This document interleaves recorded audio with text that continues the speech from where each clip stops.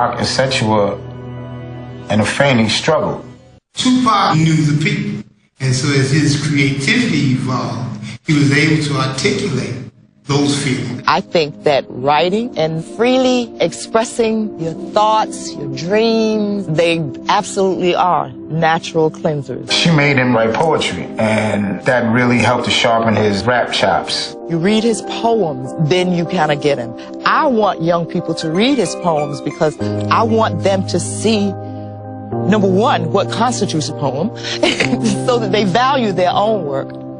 But also, I want them to see the many sides of that human being, and that it's okay to have that many sides. He had a lot of energy, and he was smart. So I expected big things, but I had no idea. My name is Shock G. And I'm Tupac. I met Tupac, it probably had to be early '91, up in Oakland. My brother and I, we were doing a video for Raw Fusion, which was a spin-off group of Digital Underground. First of all, Raw Fusion is no illusion. Gold Money ain't nothing funny. They still humping, now we out of Oakland. I remember noting, I go, whoever this dude is, I took a liking to him. But I didn't know who Tupac was, I just wanted him in the video. Pop was still a fan of the arts. People who he liked their work, he would tell them, I love your work. I'm a hip-hop fan, first. I was first. Foremost, that's what I am. It shows, you know what I'm saying? When I meet music I like, I show. I'm proud to say I was able to compliment Tupac in his face right after he complimented me on my years of work and how I influenced him. I said, but man, Tupac, man, what you're doing is what we need in hip-hop. You leading. And I let him know that. And he accepted and was like, word, and moved on with that.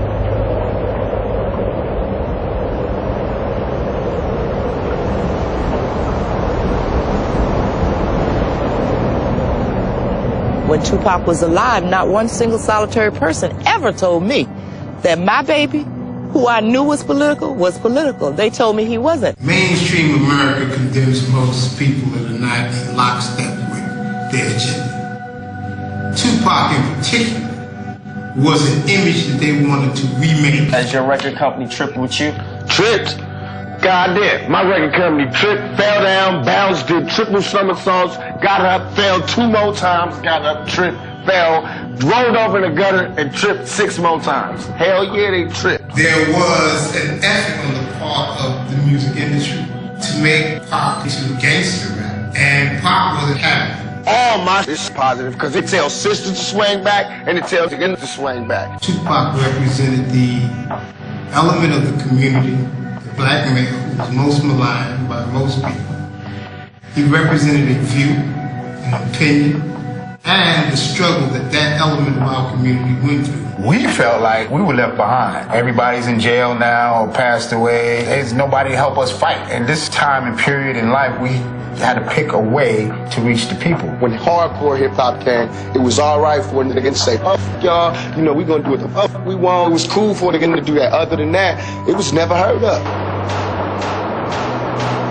So it's like, that's like that hero issue. That go back to Africans telling stories. Your baby Panther, it's in his blood to lead his people in a way that's going to have them overcome the oppression. That was his whole focus, and he knew the only way he could do it if he had the thugs behind him. I done tried to tell y'all since I got out here, it's all about that thug life. And they think Thug Life is a rap group. Nuh-uh. No. Thug Life is just some old deep issue that you can't sink your feet in.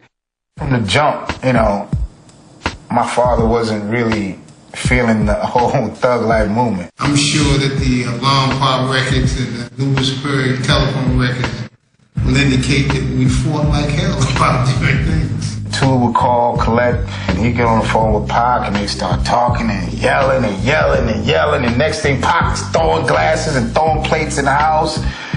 But Tula would give it right back to him. What do you mean by Thug Life?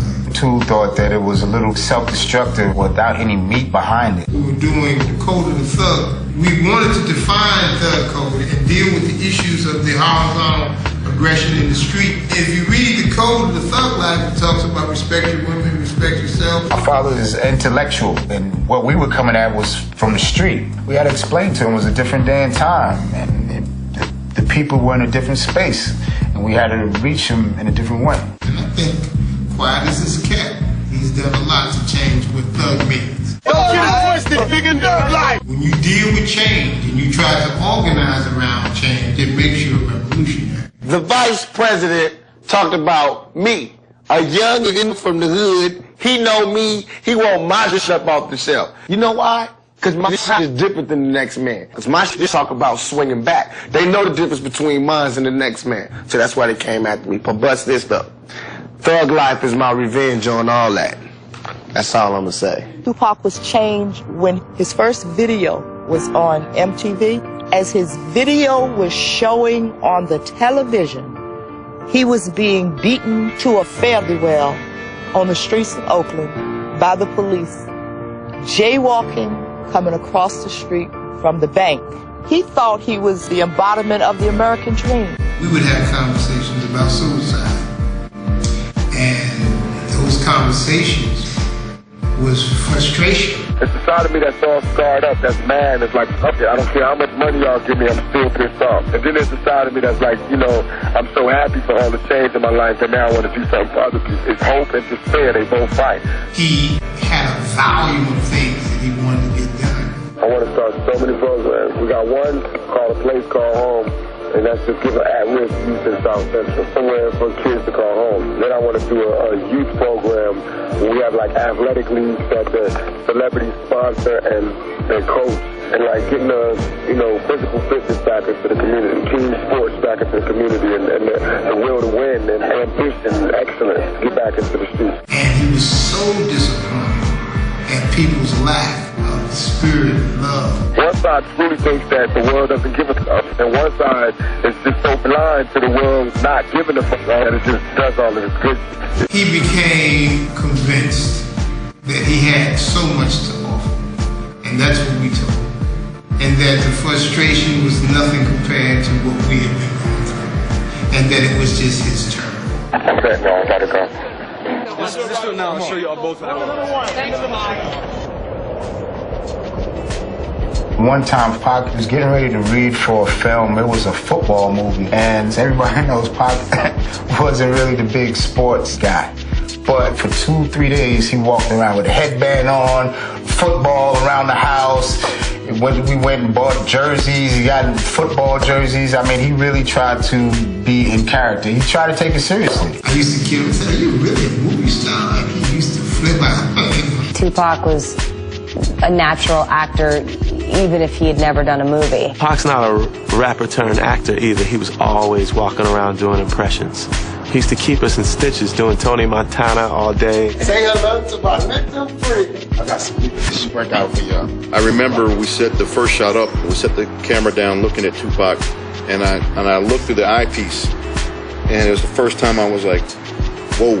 I saw something I had never seen before. I saw a star. He did the acting because he's good at it, but it would help the other things that he wanted to do for his family. Paramount had set up a private screening of Juice. This is the first time Tupac was to see the movie. The movie played, and Tupac was never the same again. He did it so well because a certain part of him identified with the character. Juice didn't even do it for me, because Juice portrayed a side of Pac that I didn't particularly like. That's the only character I could play. I know motherfuckers gonna get tired of seeing me in the movies because I'm gonna have the same part every time. A young.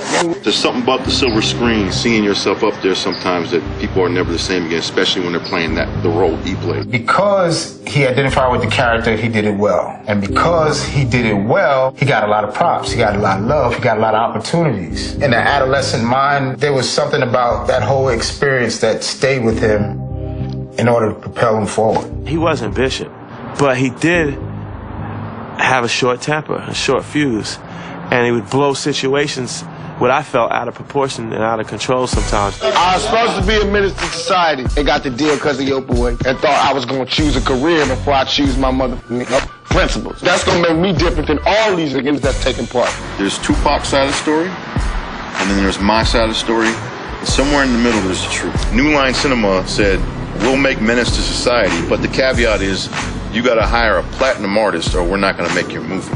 They was my nigga, they used to do all these videos for me. They was the niggas that was talking that you should help your black brother issue, and I helped. I was able to go back to New Line and say Tupac will commit to the movie. Well, most people thought he was going to play O-Dog. He was not going to play O-Dog. He was going to play Sharif. I ain't going to play no gangbanger who's a Muslim. There ain't no such thing. I refuse to play parts that don't exist. First day of rehearsal, Tupac came in.